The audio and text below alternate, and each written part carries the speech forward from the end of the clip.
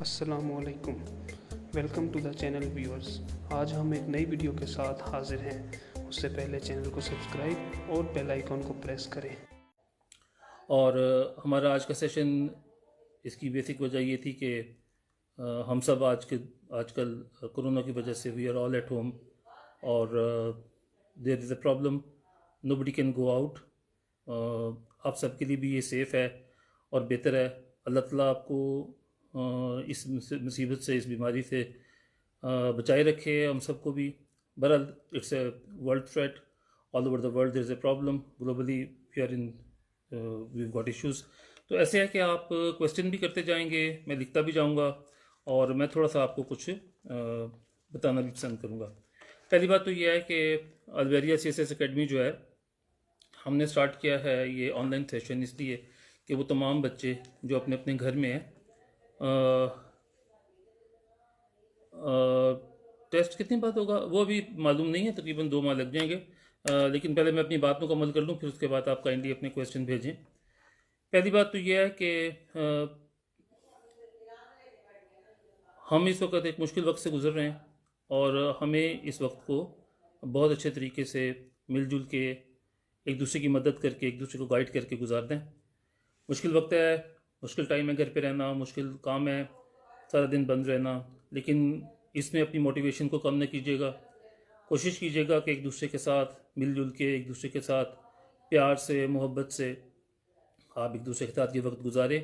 अपने घर वालों को देखने का मौका मिलेगा बहुत देर बाद ये मौका मिलेगा कि आप अपने घर की चारदीवारी में अपने पेरेंट्स के साथ खाना खा रहे होंगे, बहन भाइयों के साथ रह रहे होंगे। तो this will be a very good thing. मुझे उम्मीद है इंशाल्लाह अल्लाह ताला हमारे लिए इस मुसीबत में भी कोई ना कोई अच्छाई की राह ज़रूर निकाल देगा। अच्छा, हमारी जो अल्वेरिया CSS की पिछले 7 दिन से तकरीबन ये कोशिश चल रही है। हमने मुख्तलिफ वीडियोज़ ऑनलाइन किए हैं आपके लिए, ताकि आप करंट अफेयर्स, पाकिस्तान अफेयर्स के मतलब जो इब्तदाई जानकारी है वो हासिल कर सकें। और इसके साथ साथ ग्रेजुअली आप लर्न करते जाएंगे और हम आपको मज़ीद इसके अंदर आपको गाइड करते रहेंगे इंशाल्लाह। कुछ क्वेश्चंस ऐसे हैं जिनका जवाब शायद मैं आपको नहीं दे सकूंगा, जो एडमिनिस्ट्रेशन से मुतल्लिक है। बाकी जहाँ तक ताल्लुक़ है मेरे अपने सब्जेक्ट का, वो मैं आपको बता देता हूँ। मैं बेसिकली सिखाता हूँ कि आप CSS के लिए प्रिपेयर कैसे करते हैं। और CSS के लिए प्रिपरेशन करने का ये जो अमल है, ये कई चीज़ों पे मुश्तमिल है। इसमें सबसे पहले तो ये है कि आपको पता होना चाहिए आपका सिलेबस क्या है, कितनी किताबें चाहिए, नोट्स बनाने हैं या नहीं बनाने, और नोट्स बनाने हैं तो किस तरह से बनाने हैं। इसी तरह से माइंड मैप्स की ज़रूरत आपको है या नहीं है, और अगर आपने माइंड मैप्स बनाने हैं तो उसका क्या तरीका है। थर्डली, हमारे यहाँ एक पास मेथडोलॉजी चलती है कि जी कोई की मिल जाएगी जिस की वजह से हम अपने सारे काम जो हैं फ़ौरन फ़ौरन कर लेंगे। अनफॉर्चुनेटली ऐसा नहीं होता। समीर बट मैं अभी आपको बताता हूँ इंग्लिश वीक का, मैं लिखता जा रहा हूँ, मैं इंशाल्लाह I will come to that. अच्छा, तो हम कहाँ थे? प्रॉबेबली तो मैं आपको बता रहा था कि मेरी जो स्पेसिफिक जो फील्ड है वो फील्ड ये है कि हम एग्ज़ाम की तैयारी कैसे कर सकते हैं और हम किस तरह तैयारी करें जिसे हम कहते हैं कि जी we would be cracking CSS और we would be doing something like wizard, और हम CSS को इंशाल्लाह पहले ही अटैम्प्ट में क्लियर करने की कोशिश कर सकते हैं। तो मेरी आपसे इसमें गुजारिश ये है कि पहली बात जो है सबसे इम्पोर्टेंट वो ये है कि आप ये कंफर्म समझ लें कि आप एक यात्रा पे जा रहे हैं। You are going on a pilgrim, और ये पिलग्रिम जो है that is going to last for 1 year. अभी आपके पास तकरीबन 300 दिन है, तकरीबन 300 दिन। और अगर आप देखें तो ऑन एवरेज हर सब्जेक्ट में तकरीबन 25 के करीब टॉपिक्स होते हैं, और अगर आप 12 डिफरेंट सब्जेक्ट्स के टॉपिक्स गिने तो मिला जुला के 300 टॉपिक्स बनते हैं। तो आज से अगर आप एक टॉपिक पर डे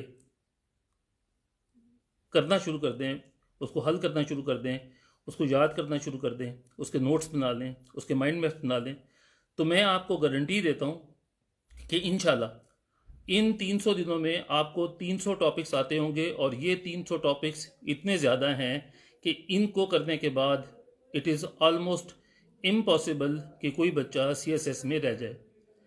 दूसरी बात है, एक है CSS को क्लियर करना, तो CSS को क्लियर करना तो एक बात है। दूसरी बात यह है कि इन्होंने कुछ फ़िल्टर्स लगा दिए और वो फ़िल्टर्स बड़े अनफॉर्चुनेट हैं। फ़िल्टर्स में इन्होंने क्या किया है कि इन्होंने एक सेकंड होल्ड कीजिएगा please.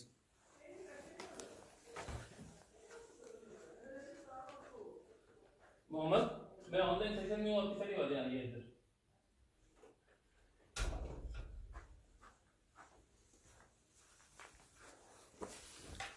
Sorry.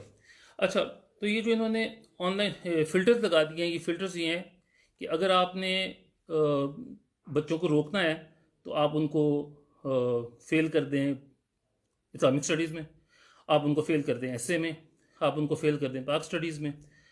I don't think this is a healthy approach. The approach should be कि आप बच्चों को बकअप करें और जो हाईएस्ट मार्क अचीवर्स हैं उनको आप उठा लें, और जो बच्चे बच जाए जिनकी एलोकेशन ना हो उनको बाकी जगहों पर, बाकी मुख्तलिफ किस्म के जो गवर्नमेंट के इंस्टीट्यूट्स हैं वहाँ पे उनकी भर्ती हो जाए, और वो लोग वन वे और दी अदर वेस्ट ना हो, क्योंकि हमारी कौम का सासा है, पढ़ के आते हैं, 2 साल 3 साल 4 साल की मेहनत की हुई होती है और उनको छोड़ दिया जाता है। अच्छा, तो चलें अब ये देखते हैं कि हम किस तरह से एक बेहतरीन किस्म का CSS प्रोग्राम स्टार्ट कर सकते हैं। तो मेरा कहना ये है कि हमारे पास जो दिन हैं हम उन्हें बांट लेते हैं, और बांटने के बाद हम इस चीज़ को देखते हैं कि हम किस तरह से आगे बढ़ेंगे। नंबर 1, हमारे पास 12 सब्जेक्ट्स हैं, और 12 सब्जेक्ट्स का मतलब ये है कि हमारे पास अगर रोज़ पढ़ने के लिए 8 से 10 घंटे का टाइम हो तो हम तकरीबन 10 से 11 माह में बेहतरीन किस्म का प्रेपरेशन भी कर सकते हैं।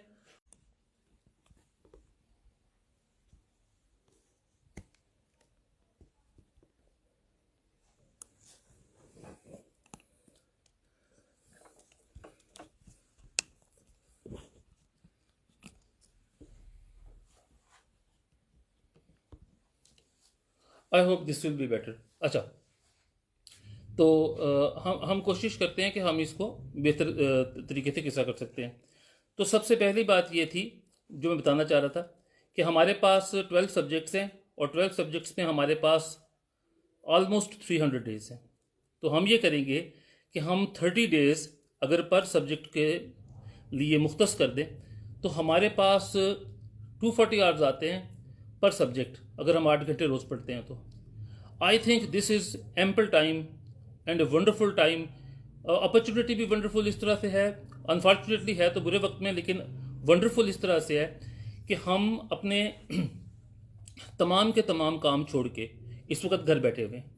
तो इस वक्त घर के अंदर जितने भी हम काम कर सकते हैं उनको हम बेहतरीन तरीके से यूटिलाइज़ करें, और उस वक्त को बेहतरीन यूटिलाइज़ करके हम अपनी स्टडीज़ पे गौर करें। अच्छा, क्या चीज़ें ज़रूरी हैं, कैसे हम चलेंगे, हम किस तरह से अपने टाइम मैनेजमेंट करेंगे, हम किस तरह से अपने पेपर की प्रेपरेशन करेंगे, हम किस तरह से एसे को प्रिपेयर करेंगे कि हम बाकी लोगों से बहुत बेहतर हो जाए। तो सबसे पहली बात जिसका सब बच्चे पूछते हैं वो ये है कि सर हमारी इंग्लिश अच्छी नहीं है, हम इंग्लिश का क्या करें। इंग्लिश के बारे में मैं 2 बातें कहा करता हूँ। पहली बात तो ये कि अगर आप अपनी इंग्लिश बेहतर करना चाहते हैं तो प्लीज़ अपनी ट्रांसलेशन बेहतर करें। ट्रांसलेशन में एक किताब आती है, दरसी model English translation for secondary school, और वो 8वीं से 10वीं क्लास की जो ट्रांसलेशन है that has almost 2000 new words in it. Idiomatic phrases हैं उसके अंदर बेतहाशा, और कोई ऐसा बच्चा जिसको टेंसेस में, जिसको डायरेक्ट इनडायरेक्ट में, जिसको एक्टिव पैसिव में, जिसको पेयर ऑफ वर्ड्स में, जिसको प्रपोजिशंस में कोई भी प्रॉब्लम आती है, तो वो बच्चा अगर वो मैं ये तमाम जो नाम हैं बाद में हम इस पेज पे दे देंगे, लेकिन मैं आपको दोबारा बता देता हूँ। उसका नाम है दरसी model English translation for secondary school. उसके अंदर वो एक शमा सी बनी हुई है और एक बच्चा और एक बच्ची पढ़ रहे हैं। That is one of the best books I ever come across. मैंने 8वीं क्लास में ली थी और 8वीं से 10वीं तक मैंने उसको पढ़ा था। उसके बाद अगर आप चाहते हैं कि आप इंग्लिश को मज़ीद बेहतर बना सकें तो मैं आपसे कहूँगा कि प्लीज़ गो फॉर अग्रवाल की ग्रामर है, शायद आपको मिल जाए। आजकल तो छुट्टियां हैं तो बंद है दुकानें, लेकिन अग्रवाल साहब की एक है, रेनन मार्टिन की मिल जाए ग्रामर, तो ये अच्छी ग्रामर्स हैं। लेकिन इंग्लिश बेहतरीन करने का सिर्फ एक तरीका है, और वो ये है कि आप जो चीज़ उर्दू में सोच सकते हैं, आप जो चीज़ पंजाबी में सोच सकते हैं, उसको आप लिख सकें। और अगर आप ये काम कर लें तो आप यकीन मानिए आप उन तमाम बच्चों से बेहतर हैं जो बेतहाशा अच्छा सोचते हैं लेकिन लिख नहीं पाते। देखिए, इंग्लिश बहुत अच्छी होना ज़रूरी नहीं है, सिर्फ इतनी अच्छी होनी ज़रूरी चाहिए कि आप अपने अल्फाज को आसान अल्फाज में बयान कर दें। तो दरसी मॉडल की ट्रांसलेशन ले लें। दूसरी बात यह है कि बहुत से लोग कहते हैं जी आप डॉन न्यूज़पेपर पढ़ें, आप फलान न्यूज़पेपर पढ़ें। तो डॉन न्यूज़पेपर बेशक बहुत अच्छा न्यूज़पेपर है, लेकिन अगर कोई डॉन न्यूज़पेपर नहीं पढ़ सकता तो kindly go for Nawa-i Waqt, go for some Urdu paper. जब तक आप इंग्लिश से उर्दू ट्रांसलेशन कर सकते हैं तो आपको उर्दू में पढ़ी हुई चीज़ कभी तंग नहीं करेगी। इंग्लिश भी पढ़ें डेफिनेटली, लेकिन अगर आप कोई चीज़ ज़्यादा डिटेल में पढ़ना चाहते हैं और आपकी उर्दू की रीडिंग स्किल्स बेहतर हैं तो वाई नॉट यूटिलाइज उर्दू। तीसरी बात, एक बहुत ही उम्दा चीज़ ये है कि बहुत सी बातें हमें पढ़ने से इतनी अच्छी नहीं आती जितनी अच्छी हमें सुन के मालूम होती। तो बाज़ औक़ात पुराने ज़माने में ये हुआ करता था कि लोग कहा करते थे कि जी हमारा कोई दोस्त हो, हमारी कोई बहन हो, हमारा कोई भाई हो जो हमें पढ़ के सुना दे तो हम फर्स्ट आ जाए। अब अल्लाह के फजल से ये ज़रूरत पूरी हो गई है यूट्यूब से। यूट्यूब पे पाकिस्तान के, इंडिया के और इवन बहुत से अदर कंट्रीज़ के तमाम सब्जेक्ट्स पे आलमोस्ट कोई ना कोई पूरा सेशन मौजूद है, 30-30 वीडियोस का, 40-40 वीडियोस का। और उन वीडियोस से आपको एक बेसिक लर्निंग मिल जाती है। ख़ास तौर पे उनका जो फाउंडेशन कोर्स है वो आप सुन के सीख सकते हैं। वो एक दफ़ा अगर आपने उनका बेसिक कोर्स सुन के सीखा हो तो उसके बाद फिर आपको रानी बलोच, बेटा मुझे समझ नहीं आ रही, अगर आप उर्दू में लिखेंगे तो तब समझ आएगी। अच्छा, तो अगर आप देखेंगे तो आपको बहुत सी ऐसे ऑडियो फाइल्स मिल जाएंगी जो आपकी पढ़ाई में आपके लिए मुमिद मुआवन साबित हो जाएंगी। अच्छा, अब एक और जो इशू है वो बहुत ज़्यादा ये है कि हम क्या पढ़ें, हम कौन सा एग्ज़ाम दें। तो बच्चों, इस वक्त जो हमारे फ्रीहन हमारे सामने आया हुआ है वो तो है पीएमएस का एग्ज़ाम। तो मैं आपसे कहूँगा कि कोई भी एग्ज़ाम मिस ना करें। जो भी एग्ज़ाम आपके सामने आता है, पीएमएस का है पीएमएस दें, सीएसएस का है सीएसएस दें। अगर आप टोटली न्यू एंट्रेंट हैं और वन पेपर आ रहे हैं तो प्लीज़ वन पेपर बिल्कुल मिस ना करें। कि अगर आप किसी एक जगह पे पाँव रख लेंगे ना तो मज़ीद जंप लगाना बहुत आसान हो जाएगा।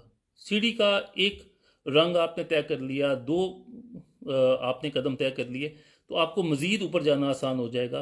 Please do not lose this opportunity. Academies की ज़रूरत पेश आती है उस जगह पर जहाँ पे आपने अपनी प्राइमरी जो आपकी प्रेपरेशन है, जो आपकी बेसिक प्रेपरेशन है वो पूरी कर ली होती है। And then you need something जो आम लोगों से डिफरेंट हो, वेयर यू नीड समथिंग जहां आप आम लोगों से बेहतर बनाएं। हमारे वक्त में जब हमने सीएसएस की तैयारी की थी तो बच्चे हमें तो एकेडमी नहीं मिली थी। उसकी रीज़न ये थी कि एकेडमीज़ उस वक्त थी बहुत कम और हमारे शहर में नहीं थी। मैं फैसलाबाद से था तो फैसलाबाद में एकेडमी नहीं थी, लिहाजा हमारा तरीका ये था कि हम टाइम मैनेजमेंट करके चलते थे।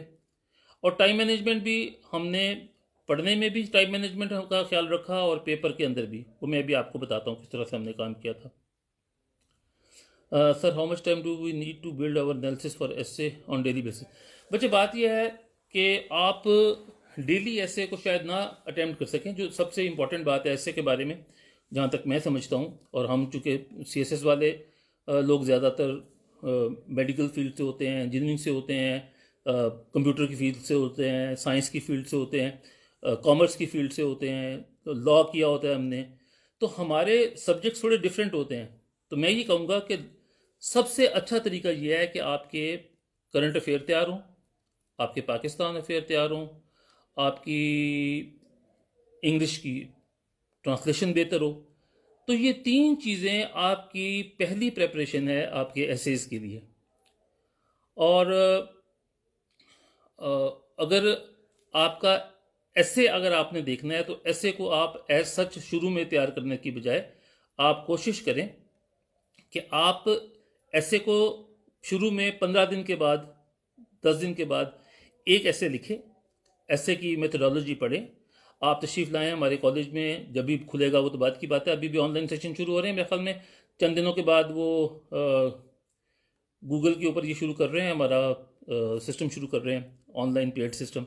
तो उसके अंदर वो तमाम के तमाम ट्रिक्स, तमाम की तमाम चीज़ें एक्सपेंड करके आपको बताएंगे। अभी तो मैं आपको जनरली एक जल्दी से बता दूं। अच्छा, दूसरी बात यह है कि जहाँ तक ताल्लुक है अटैम्प्ट टेक्निक्स का, प्रेपरेशन का, इंग्लिश का, ऐसे का जो क्वेश्चन अभी मेरे सामने आ रहे हैं, तमाम के तमाम लोग CSS दे सकते हैं। अटैम्प्ट टेक्निक यही है कि आप कितना पढ़ सकते हैं और कितना स्मार्ट स्टडी कर सकते हैं। देखिए, एक है हार्ड स्टडी। हार्ड स्टडी ये है कि आप 2 घंटे, 4 घंटे, 6 घंटे, 8 घंटे, 10 घंटे पढ़ते हैं लेकिन समझ कुछ नहीं आता, तो इसका कोई फ़ायदा नहीं है। अगर आपने 16 घंटे पढ़ना है और जब आप अगले दिन उठें और आपको लगे कि आपने पहले दिन जो पढ़ा था वो आपको याद नहीं है, तो मेरा ख्याल है आपका पढ़ना लिखना बिल्कुल ज़ाया गया। तो मैं आपको इस बारे में कुछ तरीके बताने की कोशिश करता हूँ। पहली बात तो ये क्लियर हो गई कि दिन मुश्किल है, हमें मिल के चलना है और एक दूसरे को सपोर्ट करना है। तो घर वालों से कहें कि आपको सपोर्ट करें, आप घर वालों को सपोर्ट करें। दूसरी बात यह है कि आपके पास टाइम काफ़ी है, तो आप 10 से 12 घंटे पढ़ेंगे, जिसमें से तकरीबन 6 से 8 घंटे इफेक्टिव रीडिंग होगी। 6 से 8 घंटे इसलिए कि अगर आप बगैर ब्रेक के पढ़ेंगे तो ये बिल्कुल बेकार पढ़ाई है।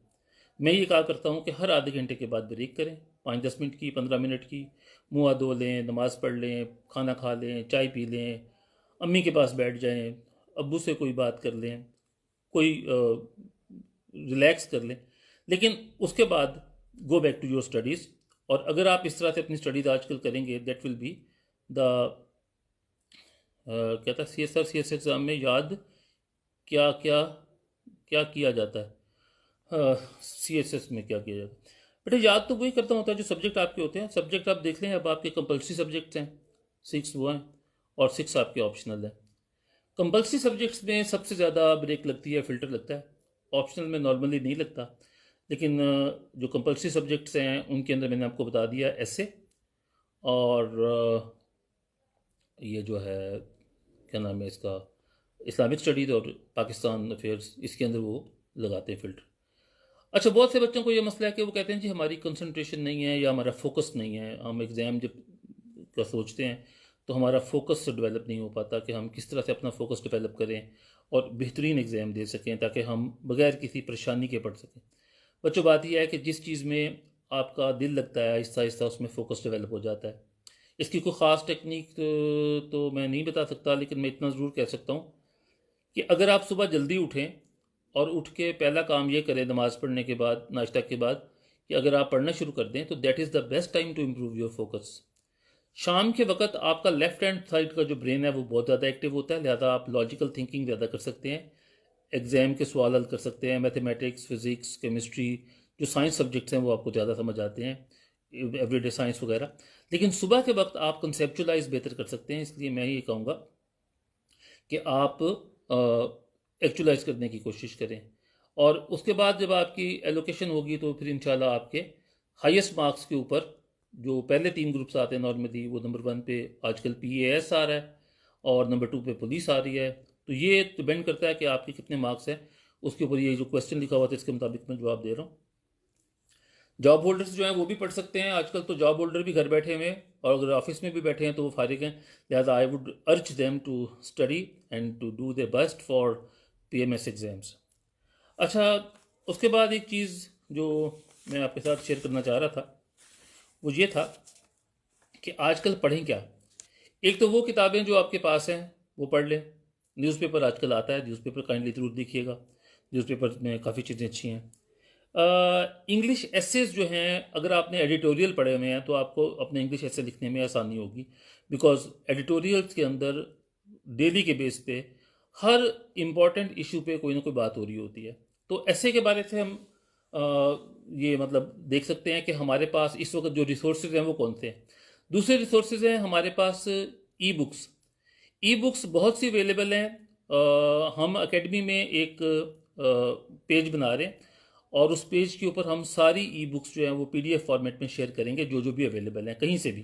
तो हम कोशिश करेंगे कि आपको, वालेकुम सलाम, तो हम वो तमाम की तमाम जो ई बुक्स हैं वो आपके साथ हम शेयर कर सकें। तीसरी बात है कि जी लिख के किसको दिखाएं। तो लिख के दिखाने के लिए ऑनलाइन में हमारे पास ये ऑप्शन है। आप जो भी ऐसे लिखते हैं या आप जो भी चीज़ लिखते हैं आप हमें व्हाट्सएप कर दें। आपके पास एकेडमी के नंबर भी आ जाएंगे, तमाम की तमाम चीज़ें वो आप व्हाट्सएप कर सकते हैं और आपके टीचर्स इंशाल्लाह वो देख के आपको बताएंगे। अच्छा, तीसरी जो इम्पोर्टेंट बात है वो है, ये सॉरी आखिरी जो मेरी तरफ से थी, वो है कि एग्ज़ाम मेथडोलॉजी क्या है, जिसके ऊपर मैं खुद बात करता हूँ। एग्ज़ाम मेथडोलॉजी बेटा ये है, नंबर वन जो मैंने आपसे कहा कि you have to go for smart studies. Smart studies का मतलब है कि यू हैव टू स्टडी। तो सबसे पहले तो हम आपको गाइड करेंगे कि आप अपने लिए सबसे पहले इस तरह से पढ़ें जैसे ओ लेवल के बच्चे पढ़ते हैं। ओ लेवल का बच्चा जब किताब उठाता है तो वो फ़ौरन पहले सफ़े से रटना नहीं शुरू कर देता, ना रट्टा उसको काम आता है। तो उनके यहाँ जो तरीका सिखाया जाता है वो ये है कि सबसे पहले वो कहते हैं किताब को देखो, किताब के कंटेंट्स पढ़ो, सीधा सीधा सफ़ों पे आपकी नज़र पड़ेगी, कहीं पे आपको कोई मैप नज़र आएगा, कहीं पे कोई फ्लो चार्ट नज़र आएगा। तो पहले आप उसके कंटेंट्स पढ़ें, कंटेंट्स पढ़ने के बाद आप उसकी हेडिंग पे नज़र दौड़ाएं, हेडिंग पे नज़र दौड़ाने के बाद फिर आप चैप्टर वाइज शुरू हो जाएं। और जब आप चैप्टर वाइज शुरू होते हैं तो जो चीज़ भी आपको समझ में आती है उसको कहीं लिख लें, ताकि आपको याद रहे कि आपने कोई बात लिखी थी। अच्छा, फॉर एग्जाम्पल आप एक पेज पढ़ते हैं और आप समझते हैं कि ये पेज में 2 पैराग्राफ हैं, और हर पैराग्राफ में आप देखिए कि कोई ऐसा वर्ड मौजूद है जिसकी वजह से आपको पूरा पैराग्राफ दोबारा याद आ जाए। अगर ऐसा कोई वर्ड मौजूद है तो उसको की वर्ड कहते हैं। अगर कोई ऐसी फ्रेज़ मौजूद है कि आपने, फॉर एग्जांपल आप पढ़ रहे थे पाकिस्तान की इब्तदाई मुश्किलात, तो उसके अंदर लिखा हुआ था मुहाजिरीन का मसला।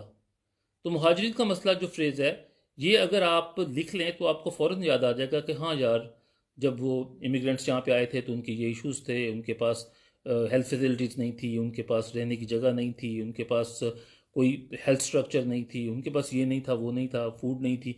तो आपको वो तमाम चीज़ें याद आ जाती हैं। इनको हम कहते हैं कीवर्ड्स। तो हम जब पढ़ रहे होते हैं तो अगर हम अपने कीवर्ड्स लिखते जाएं तो that gives us a lot of, हमारी जो है रिवीजन बहुत अच्छी हो जाती है, हमारा हमें बहुत जल्दी याद आ जाता है। अच्छा बच्चा, ये जो पॉलिटिकल साइंस की बात हो रही है, ये जितने भी बच्चे हैं ये याद रख लें कि 2-4 सब्जेक्ट्स जो हैं वो आजकल बड़े अच्छे हैं। पॉलिटिकल साइंस उसमें से एक है, एक उसमें से इंटरनेशनल रिलेशंस है। बाज़ बच्चे फ़िज़िक्स रखते हैं, हम तो ऑफ़र नहीं कर रहे फ़िज़िक्स, लेकिन फ़िज़िक्स एक अच्छा सब्जेक्ट है अगर कोई रखे तो, लेकिन है टफ। लेकिन जो रखते हैं वो फिर उनके मार्क्स भी अच्छे आते हैं। But I would go for political science. और आजकल जो PMS चल रहा है उसमें एक और इशू ये है कि उसके अंदर उर्दू है, और उर्दू तंग करती है, लिहाजा उर्दू को अच्छी तरह पढ़ना है। इसी तरह अरेबिक का एक पोर्शन है इस्लामियात में, इस्लामिक स्टडीज़ में, और वो जो पोर्शन है उसके लिए किताब आती है अत्तरीकुल जय्यदा फ़ी तालीमुल अरबिया। अच्छा, अब वो जो किताब है उसके 4 पार्ट्स हैं, वो आजकल मिल ही नहीं रही। और दूसरी बात यह है कि वो अगर मिल भी जाए किसी जगह से तो प्रॉब्लम ये है, वो किताब हम कोशिश करेंगे कि हम अपनी एकेडमी में ले आएँ। मैं कोशिश करूँगा जैसे ही बाज़ार खुलते हैं तो हम आपको वो किताब दे सकेंगे। इस वक्त वो अवेलेबल नहीं है। उसका नाम है अत्तरीकुल जय्यदा फ़ी तालीमुल अरबिया। उससे आपको उर्दू से अरबी और अरबी से उर्दू का तर्जमा आ जाता है करना। That is one of the best things. दूसरी बात यह है कि LLB के लिए पॉलिटिकल साइंस बहुत अच्छी है, वो वैसे भी कॉन्स्टिट्यूशनल लॉ पढ़ते हैं तो उनको पढ़नी चाहिए। अच्छा, PMS की उर्दू पेपर की तैयारी किधर से करें? मुश्किल क्वेश्चन है। एक तो बहरहाल किताबें मिलती हैं मार्केट से, आप मार्केट से कोई भी किताब उठा सकते हैं। मुझे जो पसंद है उर्दू में, मुझे उर्दू इसलिए पसंद था कि मैंने उर्दू में मास्टर्स का कोर्स वैसे लेके शौकिया पढ़ लिया था। तो वो शौकिया पढ़ने की वजह से मुझे वली दक्कनी से लेकर जिगर मुरादाबादी तक, और फिर उसके बाद जिगर मुरादाबादी से लेके आज तक के शायर, चीज़ें, मुसन्निफ़, काफ़ी चीज़ें आती थी। मैंने PMS किया हुआ है और मैं PMS में मेरी 8th पोजीशन आई थी पंजाब में। But it was like 1992, it was known PCS back then. आजकल जो PMS चल रहा है वो उसका थोड़ा सा चेंज वर्जन है, लेकिन बहरहाल बेसिक चीज़ें वही हैं। Thank you. अच्छा, हम बात कर रहे थे एग्ज़ाम मेथडोलॉजी की। तो पहली चीज़ तो ये है कि आप पढ़ें, और पढ़ने के बाद जो सबसे इम्पोर्टेंट चीज़ है, पढ़ने के बाद उनको लिखते जाएं और नोट्स बनाएं। नोट्स बनाने में बच्चों जो सबसे अच्छा तरीका है वो है कॉर्नल्स मेथड। मैं कॉर्नल्स मेथड अपने तमाम स्टूडेंट्स को पढ़ाता हूँ, ऑनलाइन भी अवेलेबल है, आप ऑनलाइन देख लें, और ऑनलाइन देखने के बाद आप अपने टीचर्स को उस मेथड के मुताबिक लिख के अपने नोट्स बना के भेजें। इसका नाम है कॉर्नल्स method, CORNELL, Cornell apostrophe S method, कॉर्नल्स method. तो अगर आप कॉर्नल्स मेथड से अपने नोट्स बनाना शुरू करेंगे तो वो नोट्स आपको इम्तहान से पहले याद होंगे। क्यों? उसकी वजह यह है कि अगर आपकी 500 सफ़े की किताब है तो वो मैक्सिमम 50 सफ़े के नोट्स होंगे। और मैं ऐसे ही नोट्स को फेवर करूंगा कि जिन नोट्स को पढ़ने के बाद आपको पूरी किताब याद आ जाए, बजाय इसके कि आपको 4-5 किताबों में से जो नोट्स बनाए हैं वो 2 किताबों जितने हों, और जिस दिन इम्तिहान हो उस दिन 2 पेपर हों, और आप बैठ के रात को 4 या 5 किताबें पढ़ रहे हों, वो नहीं पढ़ी जाएंगी। That will be impossible to study. अच्छा, जो तीसरी बात है बच्चों वो ये है कि माइंड मैप्स जो हैं, दोज आर वेरी इंपॉर्टेंट। अगर आपको कुछ ना कुछ माइंड मैप्स के मतलब पता है तो ठीक है, वरना आप नेट पे देखिए। हम आपको माइंड मैप्स की बाकायदा वर्कशॉप्स करवाएंगे, और मैं ऑनलाइन वर्कशॉप भी करवाऊंगा इंशाल्लाह। और ये तमाम चीज़ें जो हैं आपको बताऊंगा कि माइंड मैप्स भी आपको क्वेश्चन को अटेम्प्ट करने में, उसको याद करने में और उसको रीराइट करने में इंतहा की हद तक जो है वो बहुत ज़्यादा मुफीद साबित होते हैं। सर एजुकेशन सब्जेक्ट का बता दें। एजुकेशन अच्छा सब्जेक्ट है, शर्त यह है कि आपने उसको उसमें मास्टर्स किया हो, बिकॉज BA लेवल का जो एजुकेशन का कोर्स है उसमें बहुत सी चीज़ें मिसिंग हैं जो मास्टर्स के लेवल में नहीं है, और वो फिर बच्चे तंग होते हैं। लेकिन एजुकेशन में कोई बहुत ज़्यादा अच्छे नंबर नहीं आते हैं, लेकिन अगर आपके पास यही ऑप्शन है तो फिर इसको अच्छी तरह आपने पढ़ा हुआ हो। और जहाँ तक बहुत से बच्चे कहते हैं कि जी ये जो हमने पेपर देने हैं तो पिछले कितने साल के पेपर ज़रूरी हैं। देखिए, कम से कम पिछले 5 साल के पेपर्स की ज़रूरत है। अगर आपने पिछले 5 साल के पेपर्स जो हैं उनके ऊपर अच्छी तरह से गौर किया है, उनको पढ़ा है, उनके ऊपर आपने ध्यान दिया है, तो आप इंशाल्लाह आइंदा भी उनमें से कोई क्वेश्चन आने का चांस है।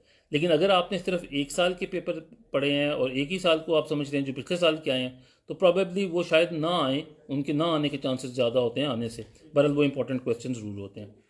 अच्छा, जो तीसरी इंपॉर्टेंट बात है इस सिलसिले में वो है कि आप अपना टाइम मैनेजमेंट अब कैसे करेंगे। तो टाइम मैनेजमेंट का तरीका ये है कि आप यूँ समझें कि आप बेसिकली आपके पास 4 तरह के काम होते हैं। एक काम वो जो नहायत ज़रूरी हैं, बहुत अहम है, और उतने ही ज़्यादा अर्जेंट भी हैं, फौरी करने वाले। अब ऐसे काम जो हैं सारे के सारे जो नहायत अहम हैं और नहायत ज़रूरी हैं, ऐसे कामों को हम कहते हैं कि जी एमरजेंसीज़ हैं। तो एमरजेंसीज़ को हर सूरत में देखना पड़ता है, खा कर्फ्यू लगाओ खा ना लगाओ, अगर अल्लाह ना करे कोई बीमार हो जाए, कोई घर में प्रॉब्लम आ जाए तो हमें जाना पड़ता है। तो एमरजेंसीज से हम नहीं भाग सकते। सोशियोलॉजी अच्छा सब्जेक्ट है। अच्छा, और अगर हम देखें कि कुछ काम हमारे ऐसे होते हैं जो इम्पोर्टेंट तो बिल्कुल नहीं होते और ज़रूरी भी बिल्कुल नहीं होते। मसलन टीवी देख रहे हैं हम, कंप्यूटर पे गेम्स खेल रहे हैं, मोबाइल पे SMS चल रहा है, व्हाट्सएप चल रहे हैं। ये काम जो है ये हमारा टोटल टाइम खा जाता है, और हम इनको कहते हैं कि जी ये फ़ारिग की एक्टिविटी होती हैं। तो 2 तरह की बातें बताई मैंने, एक वो काम जो इंतहाई ज़रूरी हैं, और एक वो जो इंतहाई अहम है। ये काम फ़ौरन करने होते हैं हर सूरत में, खा आप कैसे भी पढ़ने वाले हैं आपको ये काम करने पड़ेंगे, बिकॉज ये ज़िंदगी मौत का मसला होता है। जो दूसरे काम है जो मैंने आपको बताया, वो ना किसी तरह से ज़रूरी होते हैं और ना ही अहम होते हैं, लेकिन वो सबसे ज़्यादा टाइम खाते हैं। या आपका SMS, या आपका इंटरनेट खामखा का सर्फिंग, या आपका TV वॉचिंग, ये तमाम चीज़ें हमारा टाइम ज़ाया करती हैं। तो हमने इनसे बचना है कसम खा के। उसकी रीज़न ये है कि हमारी मेमोरी एक स्पेसिफिक पावर रखती है, और अगर हमारी मेमोरी उस स्पेसिफिक पावर से हम ज़्यादा यूज़ करेंगे तो वो उन चीज़ों में उलझ जाएगी जिन पे ज़्यादा यूज़ करेंगे। देखिए, आपकी आंखें जो हैं उनके अंदर जो उनकी जो सीइंग कैपेसिटी है वो बिलियंस ऑफ न्यूरॉन्स जो वर्क करते हैं वो बेतहाशा एक हार्ड डिस्क आपकी जो है ब्रेन की उसमें डेटा स्टोर कर रहे होते हैं। और सबसे ज़्यादा डेटा स्टोर होता है जब आप कोई मूवी देख रहे होते हैं। तो टीवी के प्रोग्राम्स, मूवीज़, इंटरनेट के ऊपर सर्फिंग, ये आपका मैक्सिमम टाइम खाते हैं। इवन व्हाट्सएप की वीडियोस और बाकी चुटकुले वगैरह, so they distract you from your main study habits. तो आपने ये काम नहीं करने। नंबर दो, आपके पास अगर कोई मोबाइल फ़ोन है जिसके ऊपर बार बार एसएमएस आ रहे हैं या आप एसएमएस का जवाब देते हैं, तो काइंडली अपना नंबर बदल लें। कोई और नंबर रख लें जब तक एग्ज़ाम है उसका, उसको नहीं पढ़ेंगे। सोशियोलॉजी और यूएस हिस्ट्री की बात पूछ रहे हैं। मेरा ख्याल है सोशियोलॉजी बेहतर है अगर आपने पहले यूएस हिस्ट्री नहीं पढ़ी हुई तो सोशियोलॉजी ले लें। इकनॉमिक्स बहुत अच्छा सब्जेक्ट है, जिन लोगों ने भी इकनॉमिक्स पढ़ी हुई है उनके लिए this is one of the best. Suggest me good way for preparation. Islamic study की प्रिपरेशन के लिए मैं आपसे कहूँगा कि please go and by that Karwaan publisher की किताब है एक, वो अच्छी है, देख लीजिए उसको। वरना इस्लामी नज़रिया हयात है खुर्शीद साहब की, वो बहुत अच्छी किताब है, इंग्लिश में भी अवेलेबल है, उर्दू में भी, और ये दोनों अच्छी किताबें हैं। आप इनको देखिएगा, लेकिन इम्तहान खुदारा इंग्लिश में दीजिएगा, बिकॉज उर्दू में मार्क्स बहुत कम आते हैं और इंग्लिश में निस्बतन बेहतर आते हैं। अच्छा, हम तीसरी बात कर रहे थे, एक तीसरी तरह के भी काम होते हैं। वो क्या होते हैं? वो बहुत ज़रूरी तो नहीं होते लेकिन अर्जेंट बड़े होते हैं। मसलन बेल बजी, बाहर जाके देखा तो मेहमान खड़ा है, वो मेहमान आ जाएगा, वो आपका सारा दिन खा जाएगा। दोस्त बैठा हुआ है, वो अपनी पढ़ाई कर रहा है और आपको उसने पढ़ने नहीं देना। ले यार तू पढ़ रहा है, मैं तो पढ़ के आ भी क्यों, मैं तो फारिग हूँ। तो ये आपके लिए बहुत ज़्यादा प्रॉब्लम हो जाती है। तीसरा, वो जो रिश्तेदार आ जाते हैं, मैं तेरी चाची हूँ, मैं तेरी फूफी हूँ, मैं तेरा मामू हूँ, तुम मुझे मिले नहीं हो, तुमने ये नहीं किया, तुमने वो नहीं किया। तो उन सबको कह दें कि जी अल्लाह का वास्ता है मुझे माफ़ कर दें, मैं पढ़ रहा हूँ। अपने पेरेंट्स से कह दें कि जी मैं नहीं आ सकता, अगर चाचा जी आएंगे, अगर खाला जी आएंगी, मैं आके सलाम कर लूँगा। ज़ुआलॉजी और फिज़िक्स दोनों बहुत अच्छी हैं। अच्छा, मैं खाला जी और को सलाम कर लूँगा और उसके बाद मैं चला जाऊँगा। अगर आप समझते हैं कि एक दफ़ा आपको एक ऐसा तलख तजर्बा हो गया है कि वो आपको जाने नहीं देते, तो नेक्स्ट टाइम अपने कमरे के बाहर लिख के लगा दें मुल्तान।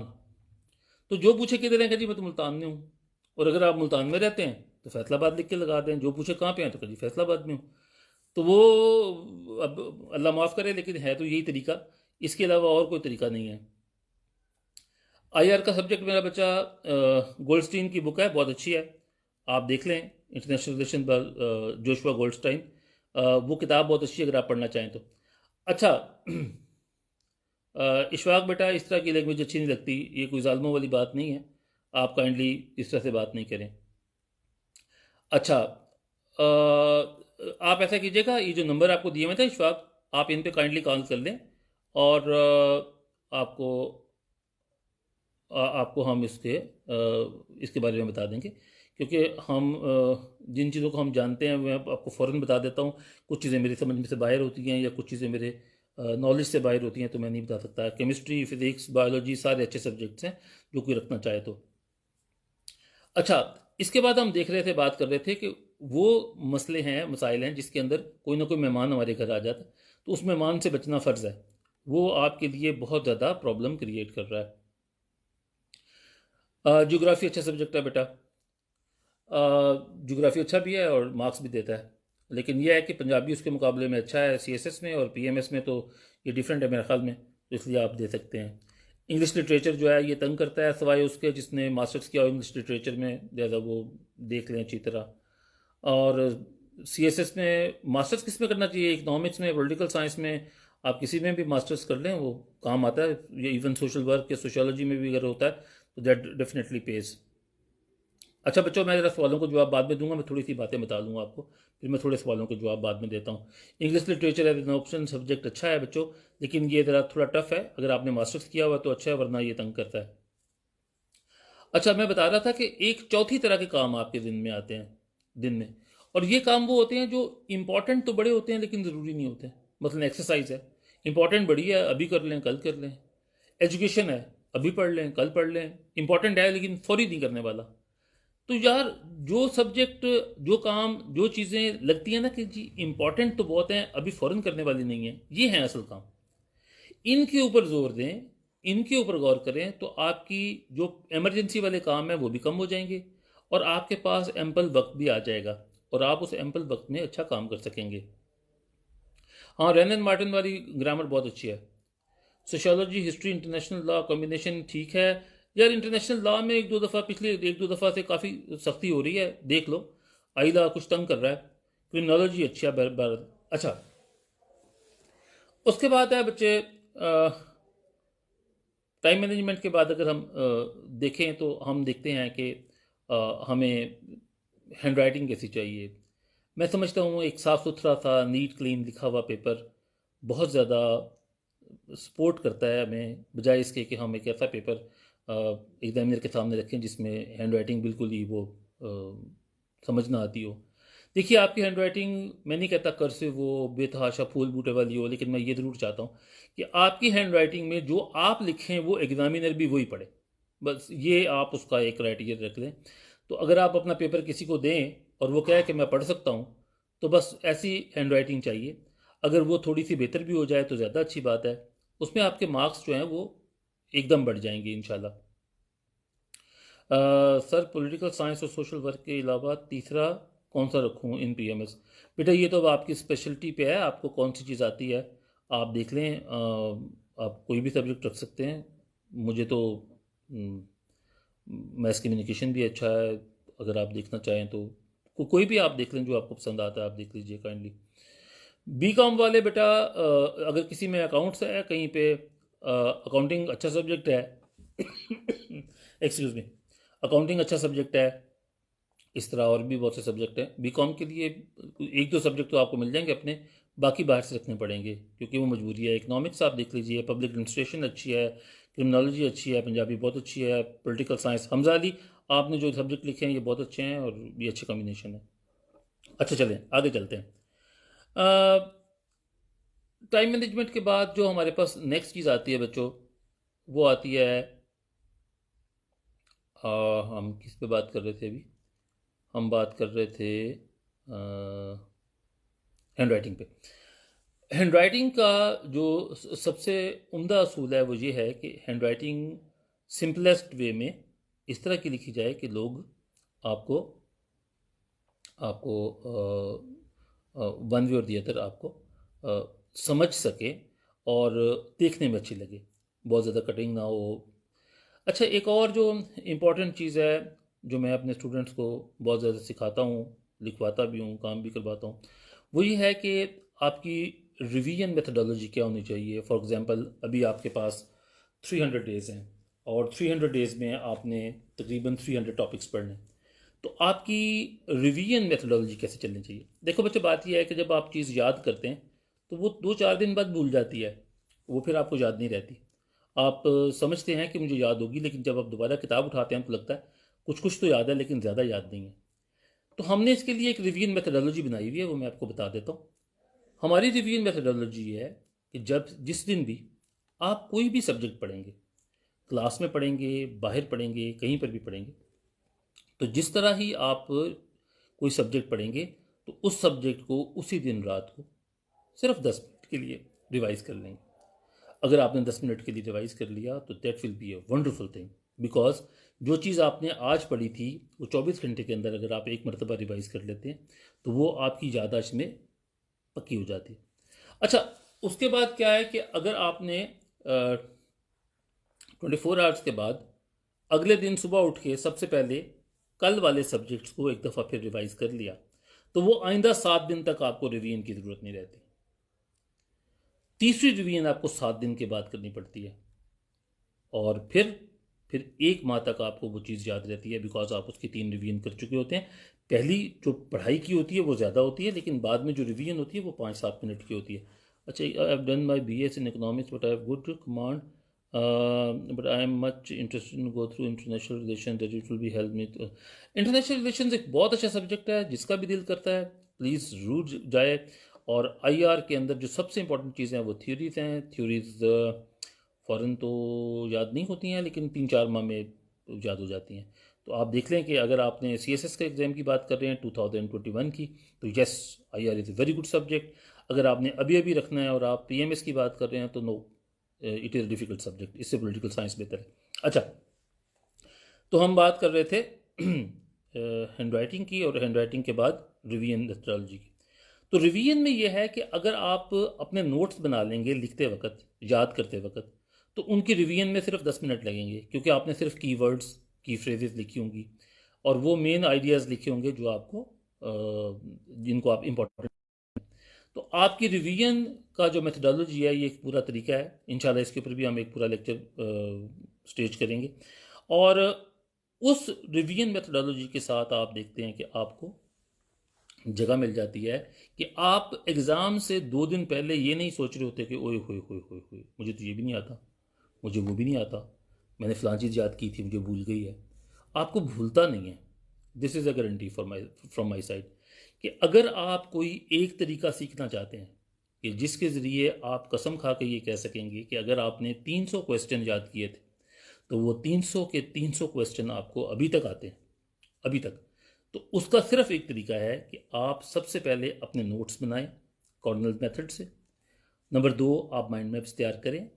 नंबर 3, आप रिवीजन उस तरह से करें जिस तरह से मैं बता रहा हूँ। उस्मान बेटा, इस इंस्टीट्यूशन में आ जाएं कि हम सबका इंस्टीट्यूशन है, आपका भी है, बस आप तशरीफ़ लाइए, हम सब यहाँ पे होते हैं, मिलजुल की बात करते रहेंगे। अच्छा, तो हम इन 3 चीज़ों के साथ मैं आपको ये गारंटी दे सकता हूँ कि आप इंग्लिश से स्टार्ट कर लें सीएसएस की स्टडी। अच्छा, तो मैं इन 3 चीज़ों के साथ आपको ये गारंटी दे सकता हूँ कि जिस दिन आप एग्ज़ाम देने जाएंगे उस दिन आपको कंफर्म होगा कि आपको ये सब्जेक्ट वन वे और दी अदर आते हैं। ये नहीं होगा कि आपको ये सब्जेक्ट नहीं आते हैं। अच्छा जी, इस तरह बच्चों और भी बहुत सी चीज़ें हैं जिनके ऊपर हम सोच सकते हैं, लेकिन पहले मैं आपको थोड़े से सवालों को जवाब दे दें। Sir, I am a primary teacher, I have masters in Pak studies, which subjects.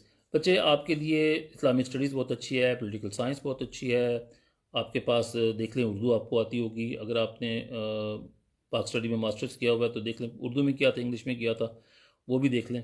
तो अपने लिए जो सब्जेक्ट आपको बेहतर लगते हैं वो उठा लें पॉलिटिकल साइंस के साथ। Optional subject for MBA finance student.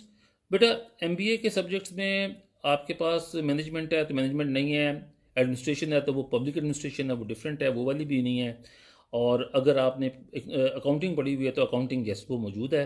Accounting के साथ साथ आप देख लें और तो कोई सब्जेक्ट ख़ास नहीं है। देखें, आपकी एडवर्टीज़मेंट एचआर है वो नहीं है, एडवर्टीज़मेंट नहीं वो भी नहीं है, आपका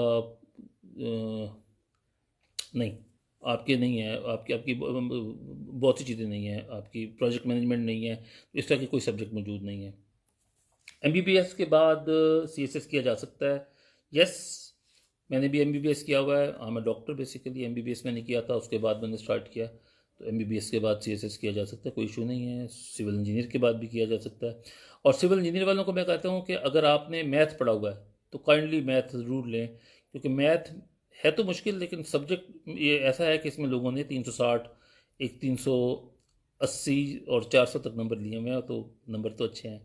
sir, my subjects I are, history, gender studies, sociology, kindly guide me. Subject अच्छे हैं बेटा, बहुत अच्छे हैं। आई थिंक ये these are very good subjects, you must go for them. I have done BA honours with HR, what subject और for मी।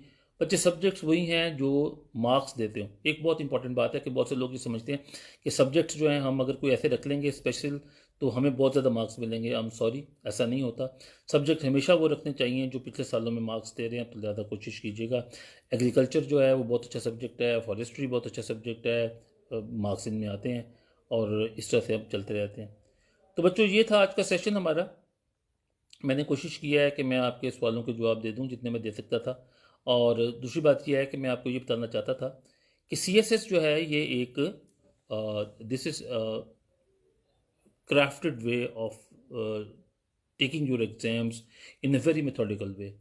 अगर आप इस इस मेथड्स को, इन मेथड्स को और इन टर्म्स को और इसको समझ के इनके साथ चल के अगर आप अपने टीचर्स के साथ मिल के गवर्नमेंट सर्वेंट की एज लिमिट आई थिंक इसकी 32 है शायद। अच्छा, तो अगर आप इन तमाम चीज़ों को समझ के साथ चलते हैं तो सीएसएस बहुत ज़्यादा मुश्किल सब्जेक्ट नहीं है। लेकिन अगर आप अपने तौर पे स्टडी करते हैं, आपके पास सहूलियात नहीं है, तो मैं आपसे कहूँगा कि अपना जितनी भी जान जोखिम में डाल के कोशिश कर सकते हैं कर लें, लेकिन आपको कहीं ना कहीं पे गाइडेंस ज़रूर चाहिए। और I am masters in electrical, how about physics to आप? फिजिक्स बहुत अच्छा सब्जेक्ट है बेटा, क्रिमिनोलॉजी बहुत अच्छा सब्जेक्ट है, मार्क गिविंग है। और ये जो फोर्थ सेमेस्टर में बैठा है मेरा बेटा, अभी आप ना करें, आप पहले अपने बी ऑनर्स कर लें। अच्छा, तो मैं आपसे कह रहा था कि C S S is a technique, C S S is a luck, and C S S is a very hard toiling work. अगर आप बहुत ज़्यादा काम करते हैं, बहुत मेहनत करते हैं, मैं उम्मीद करता हूँ इंशाल्लाह अल्लाह ताला आपकी मेहनत को रायगा नहीं जाने देगा, आप ज़रूर इसमें कामयाब होंगे। इशू सिंपल एक है, हमें पढ़ने के लिए एक दूसरे के साथ मिलजुल के अपने घर में रह के इस वक्त पढ़ना है, और ये मुश्किल काम है, मैं समझता हूँ। अकेडमीज़ में, लाइब्रेरीज़ में बाहर जाके पढ़ना थोड़ा आसान काम होता है, जो आजकल अवेलेबल नहीं है। तो काइंडली आजकल अपने घरों से पढ़ लें। जैसे ही ये लॉकडाउन ख़त्म होता है, इंशाल्लाह दोबारा से अकेडमी स्टार्ट हो जाएंगी, और हम कोशिश करेंगे कि हम आपको तमाम चीज़ें देंगे। Sir, what is your suggestion about opting English literature as an optional subject in C S S और पी एम एस? दोनों में बेटा एक जितना मुश्किल है, और ये मुश्किल सब्जेक्ट है, आप देख लें। अच्छा जी, रीडिंग न्यूज़पेपर, न्यूज़पेपर कैसे पढ़ते हैं? चलें जाते जाते मैं अब ये बात भी कर लूँ। बेटा न्यूज़पेपर में जो सबसे इंपॉर्टेंट बात है वो ये है कि हर रोज़ का न्यूज़पेपर अगले दिन के न्यूज़पेपर जैसा ही होता है, थोड़ा सा फ़र्क पड़ता जाता है। तो आप ये करें कि जब आपके पास कोई कॉम्प्रिहेंसिव आर्टिकल आता है या आपके पास कोई हम कॉम्प्रिहेंसिव न्यूज़ आती है, तो उस न्यूज़ आइटम का आप नोट्स बना लें। उसके बाद जो डेली बेसिस पे उसमें एडिशंस आती रहती हैं, उनको उनके साथ ऐड करते रहें। महीने के बाद, 1.5 महीने के बाद, जब आप समझते हैं कि इसके ऊपर ये सब्जेक्ट अब मुकम्मल हो गया है या इसके ऊपर कोई नई न्यूज़ नहीं आ रही है, तो आप उसको कंपाइल करके उसके एक क्रिस्प नोट्स बना लें। वो नोट्स बनाना सबसे बेहतर है, क्योंकि अखबार के अंदर तो आपकी तकरीबन पूरी एक किताब जितना मवाद होता है। जो आपकी संडे संडे की न्यूज़पेपर आती है, इसमें इतना राइटिंग मटेरियल होता है कि आप पूरी किताब लिख सकते हैं, तो आप उसको पढ़ भी नहीं सकते पूरी की पूरी किताब को एक दिन के अंदर। हबीबुल्ला खान नासिर सर, जी sir, I work in State Bank of Pakistan. बच्चे, फुल डेडिकेशन से अगर आप काम करना चाहते हैं तो आपको छुट्टियां लेनी पड़ेंगी। जो बच्चा भी जॉब कर रहा है, जॉब के साथ सीएसएस करना मुश्किल हो जाता है, लिहाजा या तो उसके पास टाइम ज़्यादा हो, और या फिर वो उसके पास फिर 2 साल हों ताकि वो उनको लगा के उसके अंदर सीएसएस की तैयारी कर सके। वो किसी ने कहा था ना, बीमार आदमी मुर्गी कब खाता है? उसने कहा तब खाता है जब वो बीमार होता है। उसने कहा नहीं, तब भी खाता है जब मुर्गी बीमार होती है। तो वो वाली बात है कि बाज़ात हम बहुत मुश्किल वक्त में गुजार रहे होते हैं। मैं समझता हूँ जो बच्चे सीएसएस कर रहे हैं और साथ में काम भी कर रहे हैं, जॉब भी कर रहे हैं, उनके लिए डबली प्रॉब्लमेटिक है, बिकॉज वो सारा दिन काम भी करेंगे, रात को पढ़ेंगे भी। तो मैं उनको ये गाइड करूँगा। अच्छा, एक बात और बच्चे पूछते हैं कि जी किसी सब्जेक्ट को कितना टाइम दें और किस तरह से रिपीट करें। बच्चों, मैं ये समझता हूँ कि आप अपने सब्जेक्ट इस तरह पढ़ें कि एक हफ्ते में आपका हर सब्जेक्ट आप कम से कम एक दफ़ा ज़रूर देखें। यानी 1 या 2 लेक्चर आपने, या 1 या 2 घंटे उस पे ऊपर आपने लगाए हों, और आपने उसका कोई ना कोई एक आधा क्वेश्चन ज़रूर देखा हो, क्योंकि इस तरह से आप अपने सब्जेक्ट्स को बेहतर तरीके से चल सकते हैं। बाज़ बच्चे जो हैं वो 15 दिन का एक बना लेते हैं स्केजूल, उसके अंदर अपने 12 सब्जेक्ट्स को बारी बारी पढ़ते हैं। मैं ये कहूँगा कि नहीं, एक वीक के अंदर अगर आप पहले कंपलसरी उठा लेते हैं तो कंपलसरी उठा लें, और वो 6 के 6 सब्जेक्ट डेली पढ़ें। डेली से मुराद ये कि 6 दिन के अंदर आप उनको एक दफ़ा रिपीट कर लें, उनके एक एक क्वेश्चन जो है याद कर लें। तो मैंने आपको वही बताया कि आपके पास इस वक्त जो टॉपिक्स टोटल हैं वो कितने हैं? 300। और 300 टॉपिक्स को आज से देखना शुरू करेंगे तो रोज़ का सिर्फ एक टॉपिक याद करना है। अगर आप 2 टॉपिक याद कर लें तो आज से एग्जैक्ट 6 माह बाद आपकी मुकम्मल तैयारी मुकम्मल होगी, सिर्फ आपका रिवीजन रह जाएगा। और मैं समझता हूँ इंशाल्लाह आप बेहतरीन तरीके से अपने एग्ज़ाम से पहले पहले तक अपनी रिवीजन मुकम्मल कर लेंगे। अच्छा बच्चों, एक चीज़ और है जिसका हमने भी जिक्र नहीं किया, और वो है पोल साइंस की कौन सी किताब अच्छी है?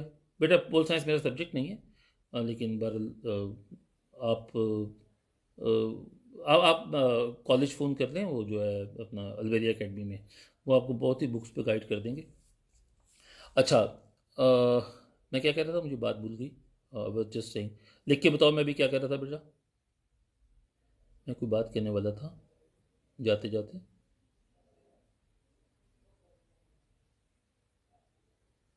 हम्म,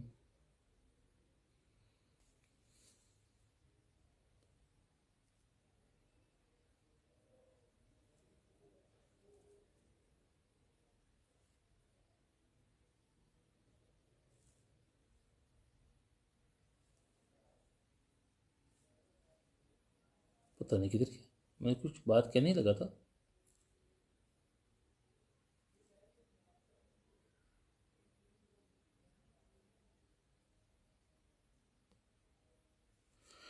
अच्छा बेटा, ये जो 300 टॉपिक्स हैं, नहीं, 300 टॉपिक्स टोटल तो नहीं है, शायद ज़्यादा कम हो जाएं थोड़े, लेकिन मेरा कहने का मतलब ये था कि ऑन दी एवरेज हमारे पास इतने ही होता है।